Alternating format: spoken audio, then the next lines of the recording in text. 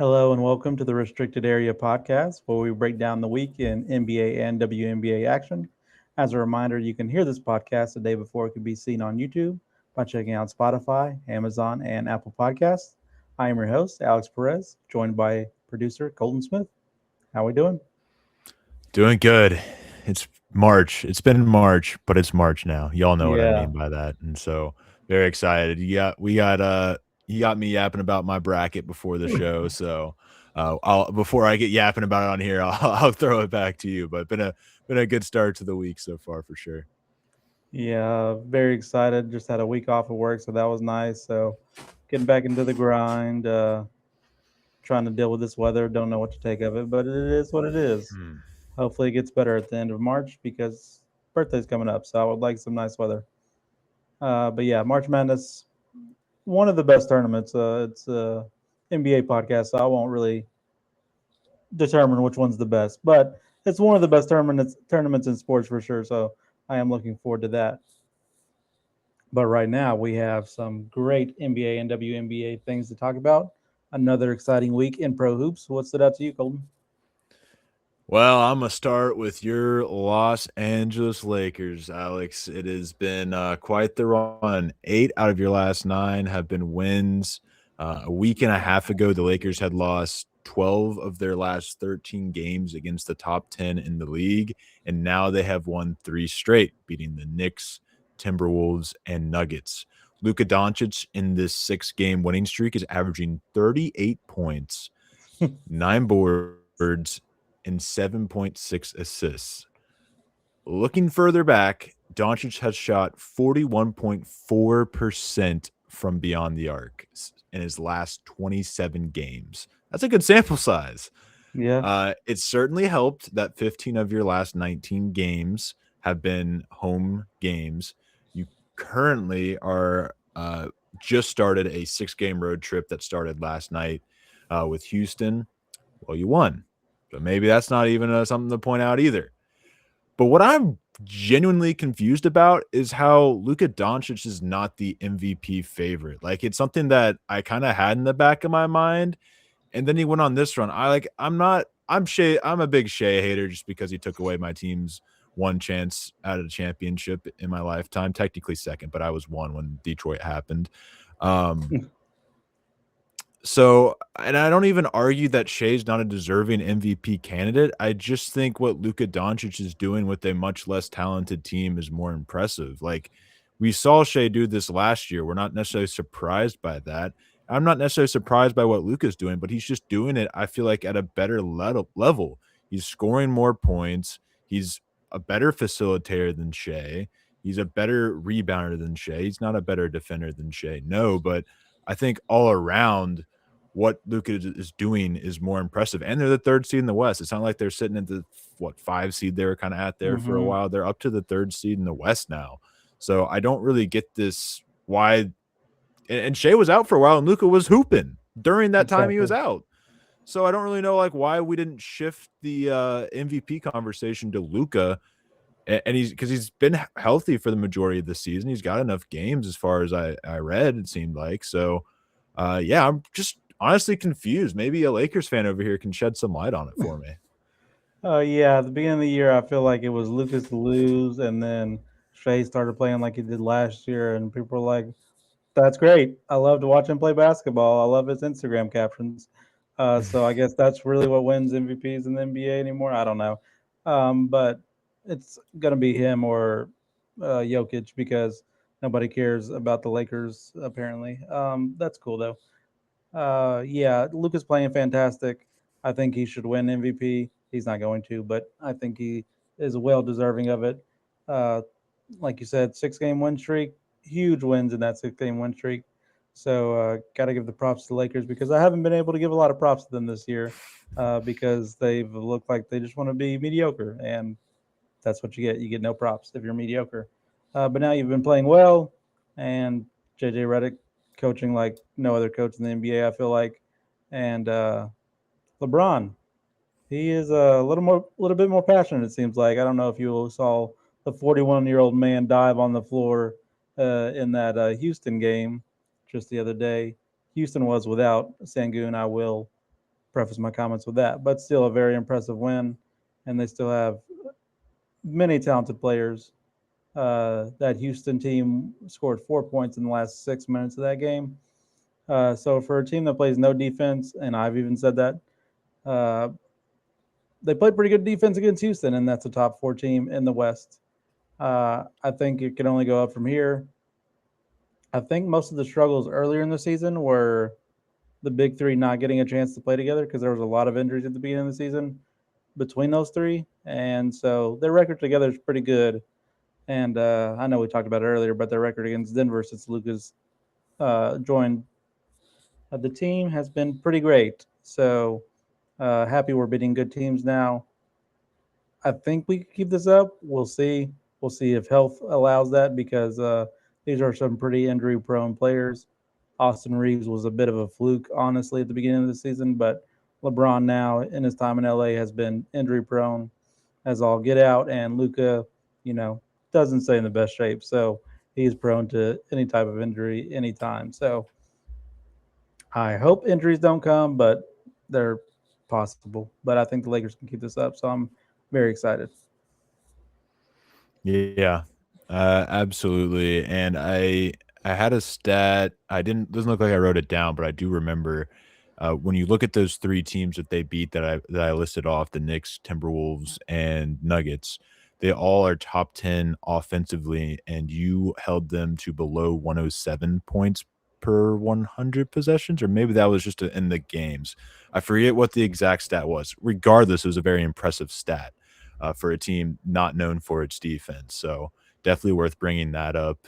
And yeah, I mean, that's the thing. We never really had to question the offense. Luka's bringing half of that a game. And then Mm-hmm. it's just a matter of where the rest of the offense comes from with Austin Reeves and LeBron. That's typically not Yeah. much a problem. It's always been the defense that's been the question with this team. Seems like whatever JJ Redick's been spewing at him, maybe it's finally stuck. Maybe it's just getting close to playoffs.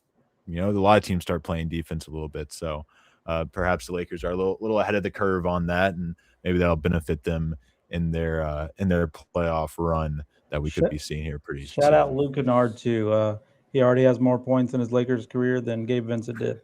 But anyways, Yeah, like uh, that's a real stat. No, yeah, that is a real stat.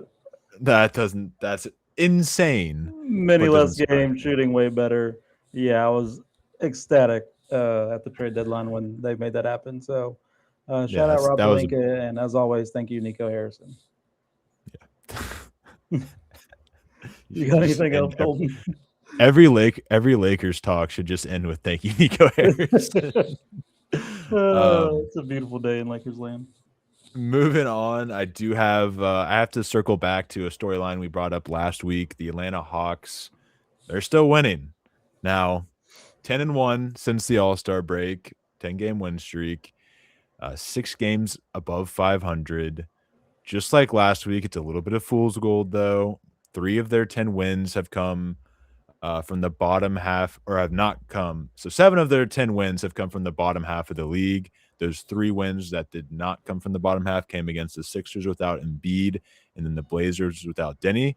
But they did just beat the Magic yesterday. So that's a quality win because the Magic were on a pretty good winning streak as well that came to an end. And that's actually a really good win when you look at the standings. I'll talk about that in a moment. I'm kind of rooting for them. Um, yeah, they're actually a game and a half out of the 5th seed, which is the most Eastern Conference thing I've ever witnessed. So there's really a 4 to 5 team kind of within range of that 5th seed. But the Hawks find themselves probably in the best spot to get it.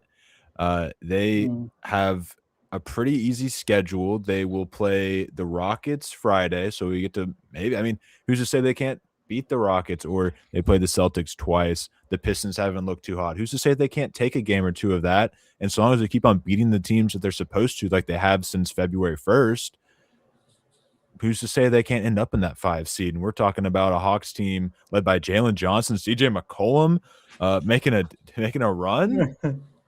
I mean, it's the Like East. Really, anything can happen. the playoffs are exciting that man, I believe, because the he's playing pretty well. But yeah, talking about the game against the Magic came in as underdogs, which I was surprised by. Apparently, Vegas knows what they're doing because Nikhil Alexander Walker scored 41 big ones. I don't know if you saw that, but shout out Oh to yeah. him in that game. Yeah, I Not should have mentioned his name as well not a with CJ 40 point, McCollum. not a 40 piece that I expected, but one that is still very impressive. They also held uh, Paolo to 3 for 13 shooting. So two things: one on the offense, one on the defense. If you're bringing it on both sides like that in ways that most teams aren't going to expect, you're going to go far, and that's what the Hawks have been doing during the stretch. Listen, I'll be honest. Like I look at this team, and the more I look at it, the more I'm like, these guys got some hoopers. These guys could really like Mm-hmm. the Cavs would likely be the 4 seed they would face if they were ended up getting that 5 seed. Jalen Johnson right now is on pace. He currently has 23 points, 10 rebounds, and 8 assists. He would be the fifth player if he keeps his pace, the fifth player in NBA history to finish with at least 20 points, 10 assists, or sorry, 10 rebounds and 8 assists. That puts him in a category with Nikola Jokic, may have heard of him, Russell Westbrook, Oscar Robertson, and Wilt Chamberlain. That's Hmm. decent company, Pretty good. fellas. Pretty good. Yeah. I Yeah. would say that's pretty good company right there. And Nikhil Alexander Walker, seeing his, he was kind of expected to be a sixth man, right, coming into this role.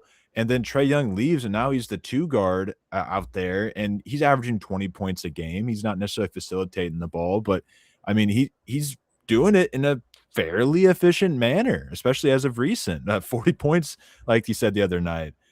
Dyson Daniels, I mean, this guy was in Defensive Player of the Year talks just last year. Hasn't really had that this season, but he's had a decent year, and he's playing better as the team is. I know it's a lot of fool's gold. It's very similar to the Bulls last year, but I'm just saying, Onyeka Okongwu, I hate him. I hate him for the money that he took from me. You just need one rebound, but he's still a solid big, especially. I mean, maybe not against Jared Allen, but still a solid big. CJ McCollum, that's a vet right there. Jock Landale, that's a vet right there. You have a former first overall pick. He doesn't really act like it, but Zachary Richardson. So Corey Kispert can get buckets. Buddy Hield's even on this team. Like Jonathan Kuminga has been the kind of the not the revelation, if I could say the word, of this, but I mean the trade coincides with when they started playing well. So and that's a guy who has a NBA Finals trophy. No, he was on that Yep. team. Mm-hmm. So like you look down, and this team's kind of deeper than you would think than what meets the eye. I don't know if I'm campaigning that they beat the Cavs, but I think they push them to 5, 6, 7 games. Like, uh, yeah. Shout out Jalen Johnson though, because that is an insane stat that he could be joining those legends, and it kind of just puts into perspective how we maybe need to start having conversations about Jalen Johnson in the future. What is he? Is he even 25 yet? I don't think so. No. I'll say I think he's still fairly young. Like could be a really like out of nowhere trajectory change for Jalen Johnson this season. And what a better way to put him on the map if they can. I mean, you look at the teams they're competing against, the Magic they just beat the other night. They've been up and down throughout the year. You got the Raptors who also have been up and down throughout the year. The Heat, I don't even have to mention the Heat. Shout out Bam though. Uh, and then the Hawks right there in eighth. The Sixers have been injury riddled. They're tied with them in ninth, and that's their competition for the fifth seed. And with one of the easiest schedules in the NBA's left to go, I don't know. Keep an eye out for the Hawks. I like the Hawks a whole lot, especially if you give them that Cavs series like you were talking about. An unproven Cavs team, not to say the Hawks are super proven, haven't really been since Trey in the Garden, but that's a Mm, team that's ready and hungry, I think, to make some noise in the playoffs, improve it against players like a James Harden or a Donovan Mitchell, something like that. So I think that would be a great matchup, and I think I would take the Hawks in that one too. So I'm excited to see where they end up.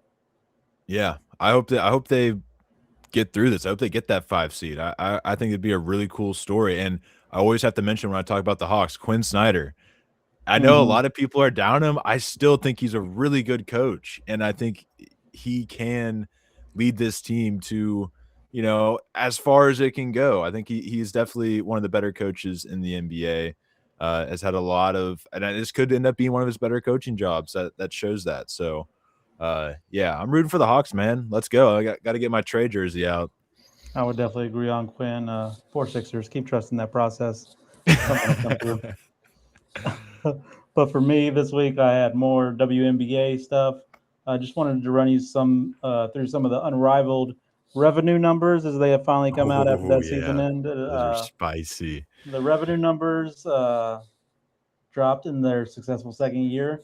130% increase in merch revenue, 249% increase in ticket revenue, 100% increase in sponsorship revenue, 1.2 billion impressions on social media. Mm. Championship game had 314,000 viewers. The salary cap increased 115%, and that led to player equity value increasing 290%, and a total player equity valued at $120 million. Um, Again, they're in their second year. This is their infancy. Unrivaled is only going to get better, get larger, make more noise. The WNBA better figure it out because Unrivaled is breathing down their neck, and who knows, they may have something bigger and better coming if the WNBA ends up with a lockout. The latest I've heard is a deal is certainly going to be done, but how long does it take? How much does Unrivaled get in those talks during the downtime? We shall see. And when was that deadline? That's already passed. No, Yeah, there was a March 10th deadline for schedules not being interrupted, but preseason gets interrupted. It's really not that big of a deal. Some players may gotcha. come into the season rusty and stuff, but so be it Mhm. if it gets them paid. That'll be okay. That is definitely okay in my book. I mean, Do, but do those deals get done? I don't know. I can't argue if I'm a player right now. I mean, the WNBA is. Do I not just, if I'm the Players Association, do I not just sit it out? Like, we know we have something because Right. the Players Association is largely kind of campaigning for the Unrivaled and a lot of the stuff for the Unrivaled. No, so Hmm. isn't that? I think they have a lot of leverage when they pull up stats like that. Like, and especially if they know Unrivaled can pull something to replace the WNBA this summer, I think that's a power move right there. And I think that's honestly the way to go. That just seems like such a much better ran organization to me, and something that where the WNBA has been turning a profit for a while now. There was a point in time where they were very dependent upon the NBA, but Yeah. I feel like the Unrivaled just feels like something that just gets them out of their shell of the NBA. It's like it's not Hmm. the women's basketball league anymore or the women's NBA.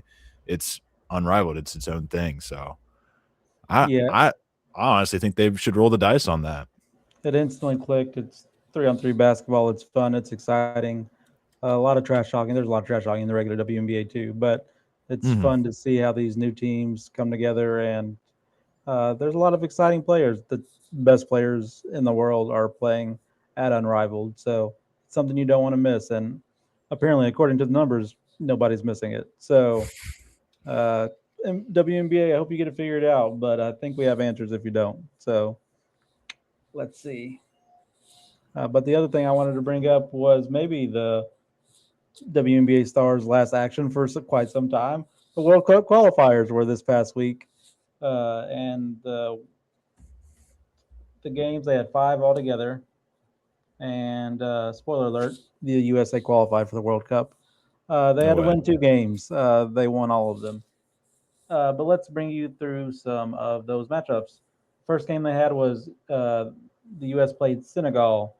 It was a 110 to 46 USA win. 110 to 46. Uh, Ryan Howard had 21 points. Kaylin Clark, in her first action since July, had 17 points and 12 assists. Pretty impressive for that much Damn. downtime. The Mhm. second game was U.S. versus Puerto Rico. Not as high scoring for the U.S., 91 to 48 for Puerto Rico. No. Uh, 6 of 27 from three for the USA. So that was concerning a little bit, maybe like for the actual tournament here coming up in September. But uh, a double double from Angel Reese.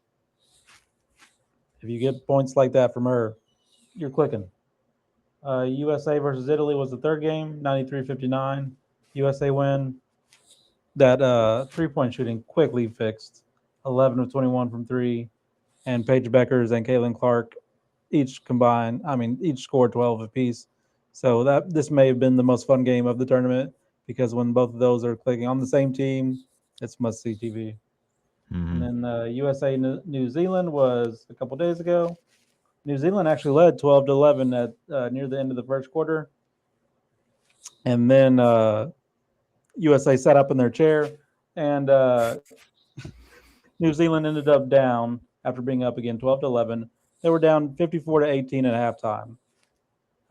USA won 101-46.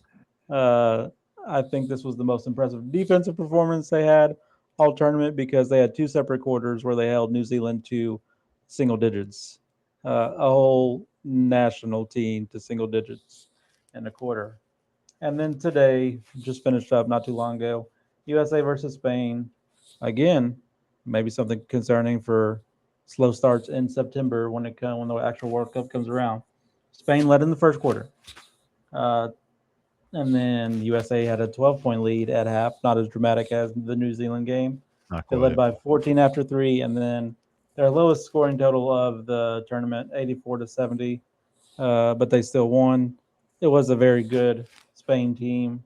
But Mm-hmm. Kalia Copper with 20 points, Kelsey Plum with 18. But the thing that kept that Spain team in it is Las Vegas Aces star Megan Gustafson had 15 points, and that's pretty a good amount of the 70 points for Spain, and a big reason that they had the early lead because she was cooking in the post. De'Erica Hamby really didn't know what to do with her at the beginning, but she got it figured out. And then she was a big reason that they stayed close. Gustafson was, so shout out to her, at least making one of these games interesting. So it was fun to see. But do any of those numbers really stand out to you? No, other than this reminds me of the women's soccer national team when they were on their tour. I mean, they're still, I think, Yeah. kicking ass, taking names, but men's got a little bit closer, but the women's still got to go a little ways to close the gap from the world to the USA. But hey, maybe we'll get there, like you said, with some of those slow starts, and there'll be a competition. But I'll I'll sit here and wait for that.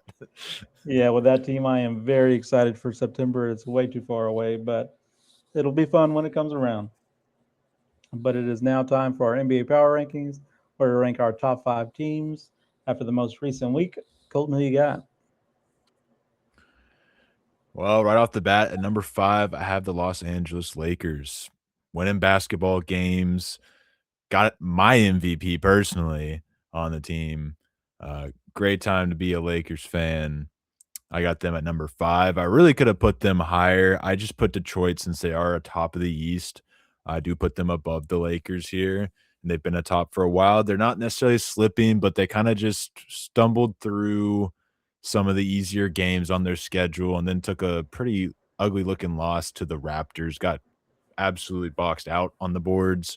So I'm not worried about them, but it is weird that they're kind of playing the worst ball they've played all year just before the Mm-hmm. playoffs. Not something you really want to see from the top Agreed. team in the East.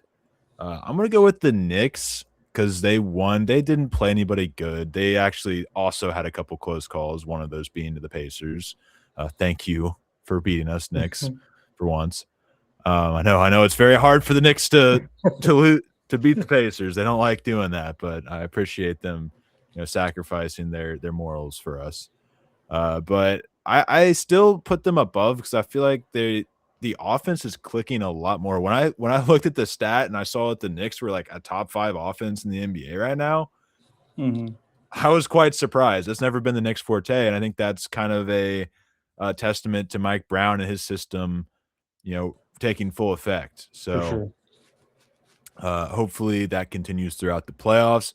The defense can maybe use a little work, but I think they're still got great defensive players who know how to play defense in the playoffs when it matters. So Credit to that. And then OKC, I still have at number 2. I understand why people are putting them back at number 1. I look at other power rankings out there, but I'm keeping the Spurs because Spurs owned them this year, and really their one loss was without Wemby.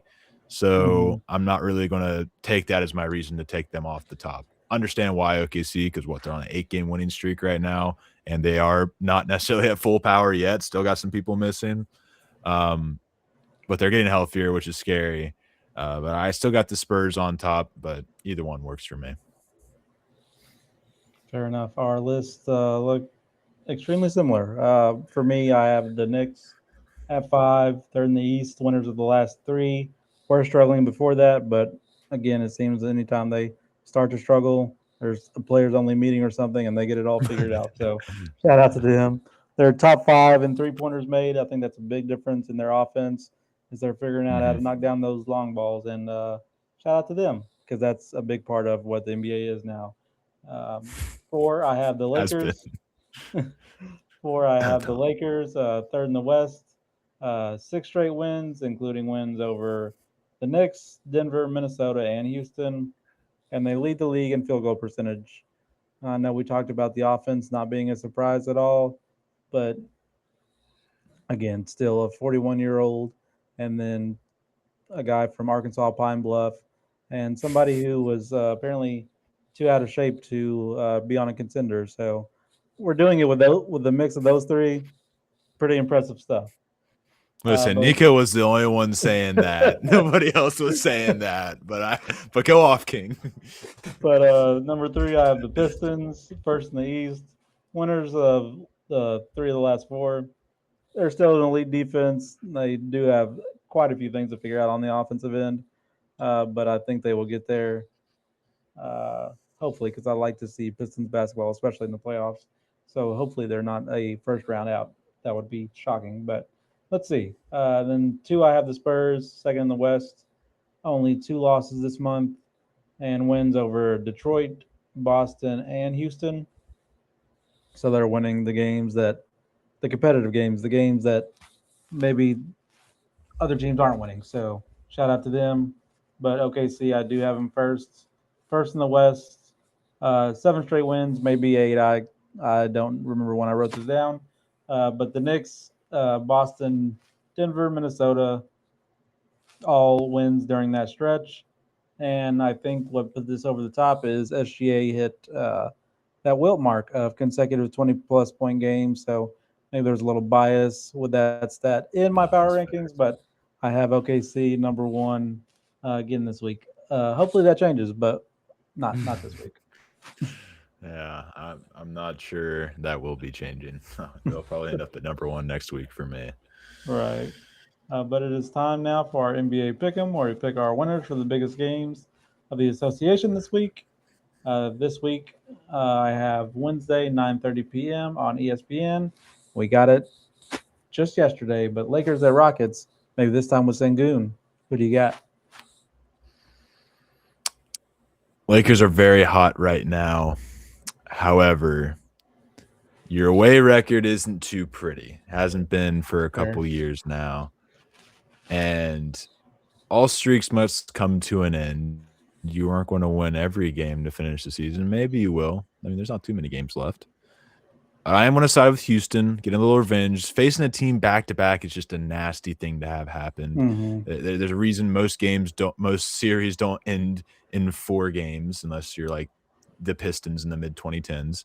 Um, like there's not too many sweeps, right? Because it's just really tough playing the same team over and over again. So Yeah, just going back to back, especially with the Rockets getting both of those games at home, getting Sengun back, which apparently some Rockets fans may argue is a hindrance to their team. I don't know how, but defensively, I that's suppose. insane. Yeah, I But guess. yeah, I was looking at Twitter. That's what Twitter says. I don't believe Twitter like that it's true, but that's what Rockets Twitter is apparently speaking. So whatever. Anyways, I think that's a plus for your team personally. Jokic Jr.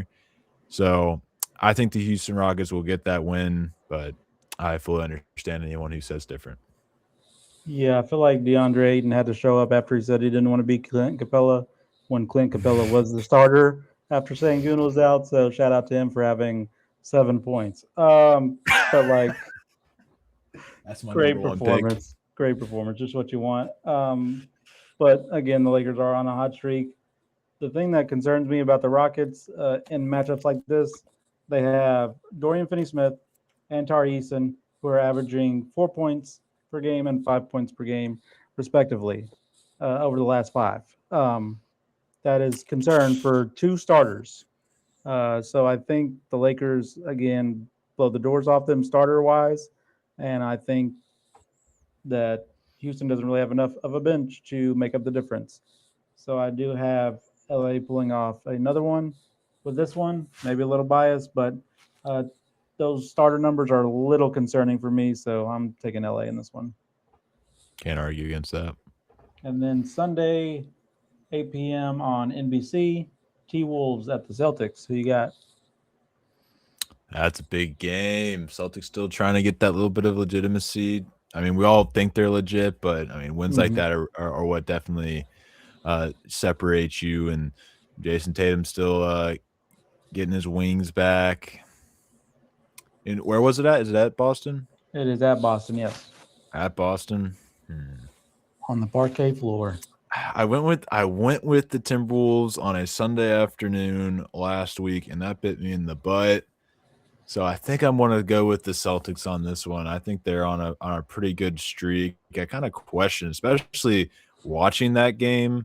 The Timberwolves kind of had my head scratching throughout that game. So I think I'm going to go with the Celtics, the home team. So that's some rough travel for the Timberwolves. So potential future Eastern Conference team. We haven't even talked about that. I forgot about that. Mm-hmm. Um, it should be the Grizzlies. Like, come on, they're east of the Mississippi, but we'll have to discuss that one next week. After Right. maybe by next week we might know for sure what's happening. So yeah, but give me back to that. Give me the Celtics. I like to determine these based on all game time decisions and stuff, go the way of the fans and everybody plays that we want to see play. But apparently Anthony Edwards is out tonight, so if he's out in this Mm. one, I would pick the Celtics. But I'm gonna imagine he's not gonna be out in this one because it's a big game that Anthony Edwards loves to play in. So I'm gonna go with the Timberwolves just simply based on the fact that the Celtics don't have a lot of post presence inside offensively or defensively, really, and they have to cover Gobert, Naz Reid, and Julius Randle. So I think it's going to be a tough night for them, at least down low. It may be a little different if Ant can't play, but I'm going to go with the assumption that he can and that the Timberwolves get this one done. No, And we can't will argue that either. go ahead and move on to our shooting star where we pick our baller of the week. Colton, who you got? I got Matas Buzelis for being the dumbass that decided to talk shit to Luka after the news coming out about his wife this week, empowering him to drop 51, 10, and 9 with 9 trayways on the day. My real baller of the week is Luka Doncic. I've been glazing him all episode long, so you could probably figure that one out. But Respectfully so. did Buzelis got his welcome to the NBA moment in year two? Like, Yeah. what did you welcome to reality? Like, who in God's name? And like the rumor is, perhaps it was something about his wife that he said, which is even crazier. And like, honestly, I give Matas the credit for having the balls, but there's a difference between balls and stupidity, and he definitely was on one side of that line. Yeah, give me Luka baller of the week. Yeah, it's one thing to talk about somebody's skill, maybe somebody's out of shape. It's one thing to talk about a divorce that recently happened. I think you are getting everything you deserve when you get 51 dropped on your head after that. So, shout Mhm. out Buzelis. What a genius thing to do. Thank him as well. So, my baller of the week, I really thought we would have the same one. Mine is Bam for scoring, 83 points. Pretty good, Solid performance. pretty good performance. He is the 11th player, if I counted correctly now, to score over 70 points. Two of those are former Kentucky players, by the way. in case you were wondering. But shout out Bam for scoring 83. Doesn't matter how many free throws, doesn't matter how many shots. And Kobe wanted you to come out when you scored 81. So I'm glad he didn't. I was mad at the beginning, but really looking back, Kobe would not have wanted him to come out either. Is the Mm, way they did it maybe a little despicable? Possibly. But Bam Adebayo still scored all 83 points and in a professional basketball game. So shout out him. yeah, he sure did. The Wizards were like quadruple teaming him at one point. That was insane. Yeah, they were going crazy on But defense. And even Bam, when he got to 77, he was like, no, don't foul. And the Heat were like, no, we're doing this. Which understandably so. You're in the play in, so you want to make at least something like that be a great memory you can have for the season. So that's good for them. But that will do it for this episode of the Restricted Area Podcast. Thanks, Colton, for being on. You can follow the show's YouTube at CX Restricted Area. Follow the CX crew on all socials at CX Pod Network. You can follow me on Twitter at The Wheel Deal and Colton at Colt_45. So thanks you all for listening and watching. And until next week, like all Kentucky NBA players, be smooth.